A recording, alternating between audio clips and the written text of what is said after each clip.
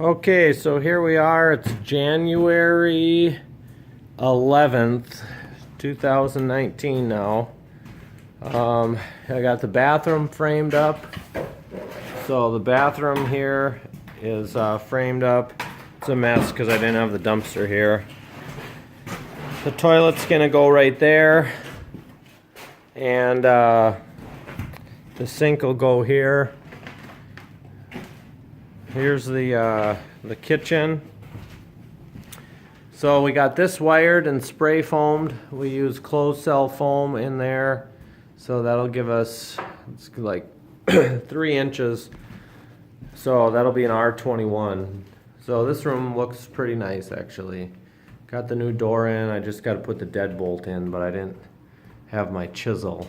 So yeah, so this room looks good. Little window in. Got the floor patch where that pantry used to be. Well, almost patch. I ran out of plywood. So yeah, down here it's coming. The demo part is almost done. I have that wall. I think I'm going to tear the sheetrock off that wall so that it's all together. And then upstairs, we're going to tear this wall. The plaster's bad on it, so we're going to tear that plaster off. We dense packed this wall. You can see the holes here. We dense packed this wall.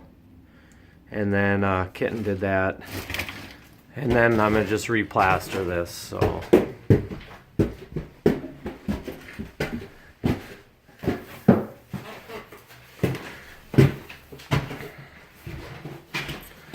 okay, here we are upstairs. This is where the old chimney went through. That's the bathroom.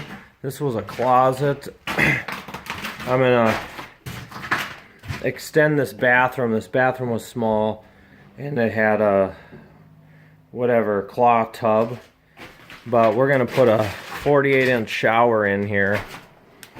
That opening right there is gonna be the shower. That window's gonna go away. This window's way too big. It doesn't give you the privacy, so that's gonna get smaller. Then we'll spray foam that wall, being that it's opened, and so it's really warm behind the shower. You can see we have spray foam down in the bottom. And then the slope, I opened the slope up to see what it is. And it's just a 2x4, so I'm gonna open that up to the end and insulate that with spray foam. This wall here, we'll just dense pack that with cellulose. So the one thing, a lot of times, you know, people want to do cellulose because it's a real green product. But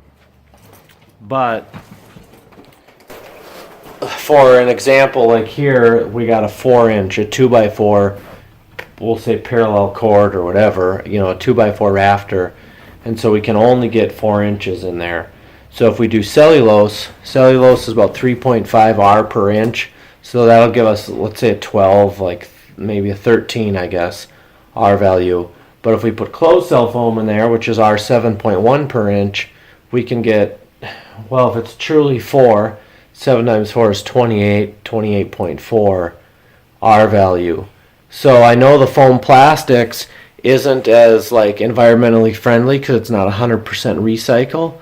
But if you think this house here is 100 years old, and so if it's 100 years before somebody does a major remodel like I'm doing, it's going to be a lot more like energy or environmentally friendly in the heat savings over that 100 years than if I put 100% recycled product in there that doesn't perform as well.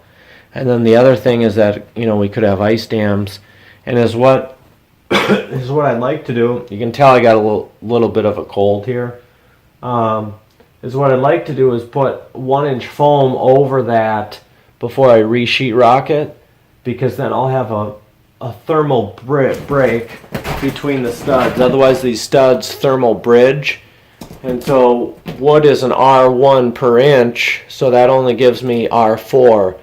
Where if I put 1-inch foam over that, I lose a little headroom, which doesn't really matter here. It's a closet, and there's plenty of room anyway. But it over doubles the insulation value in those studs. and usually a framing member is 25% of a wall. So by adding a 1-inch foam on there, you'll double the insulation value in 25% of your wall.